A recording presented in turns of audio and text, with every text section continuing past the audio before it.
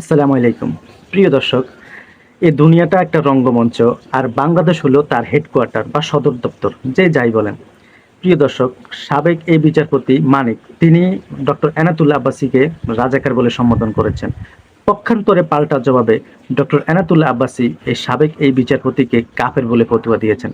প্রিয় দর্শক, এজন্য ভিডিওর প্রথমে বলেছিলাম যে দুনিয়াটা একটা রঙ্গমঞ্চ আর বাংলাদেশ হলো তার হেডকোয়ার্টার। প্রিয় দর্শক, তবে এই দুজনের এই পাল্টাপাল্টি আক্রমণের মাঝে খুব চমৎকার একটা বক্তব্য দিয়েছেন গোলাম মাওলা রনি। খুব সুন্দর একটি জবাব এই সাবেক বিচারপতির বিরুদ্ধে দিয়েছেন। চলুন আমরা কথাগুলো শুনি। কি নাম? এনায়েতুল্লাহ আব্বাসী। সে তো চিহ্নিত রাজাকার, এই ব্যাপারে তো কোনো সন্দেহের কোনো নেই, সন্দেহের প্রশ্ন আসে না। এখন এদের তো আগে আপনার ইসে নেওয়া উচিত, কি বলে, রিমান্ডে নেওয়া উচিত। তো তার সম্পর্কে উনি খুব আপত্তিকর একজন বক্তব্য দিয়েছেন যে উনি রাজাকার, এনায়েতুল্লাহ আব্বাসী রাজাকার। আমি অত্যন্ত বিনয়ের সঙ্গে, উনি যেহেতু still he's a justice, retired, whatever may, he's always justice. আমার প্রথম কথা হলো যে ডক্টর এনায়েতুল্লাহ আব্বাসীর জন্ম 1977 সনে, মহান মুক্তিযুদ্ধের 7 বছর পরে। এই ডক্টর এনায়েতুল্লাহ আব্বাসী কি করে রাজাকার হন?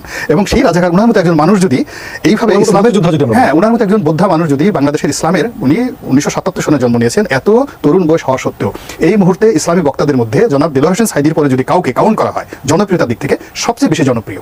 এবং তার এই যে কোটি কোটি তার ভক্ত অনুসারী, এখন আপনি একজন লোককে বলে দিলেন সব পাগল কাফের না, কিন্তু সব কাফেরই পাগল হয়। কুখ্যাত কাফের তো এই জন্য পাগল হয়ে গেছে, কারে রাজাকার বলবে আর খুঁজে পাচ্ছে না। আসলে শেষ একটি কথাই বলবো ডক্টর এনায়েতুল্লাহ আব্বাসীকে, আপনি আসলে কাফেরের চশমা খুলে ফেলুন। আপনি যাকে তাকে মানে তাকফির করছেন, কাফের বলছেন, এটা আসলে একটু ভেবে দেখবেন। অন্য একজনকে কাফের বলার আগে আপনি একটু ভেবে চিন্তে কাফের করবেন। আর এই সমস্ত বিচারপতি মানিক যারা আছে, এই সমস্ত মানিকদের উদ্দেশ্য করে বলবো যে আপনারা যখন তখন যাকে তাকে রাজাকার বলা বন্ধ করুন। আপনাদের এই সমস্ত মানে ডায়লগ আর এই সমস্ত তোহমত, এই সমস্ত ট্যাগ এখন আর বাংলাদেশের মানুষ খায় না। তো প্রিয় দর্শক, আজ এই পর্যন্তই। আল্লাহ হাফেজ। আসসালামু আলাইকুম।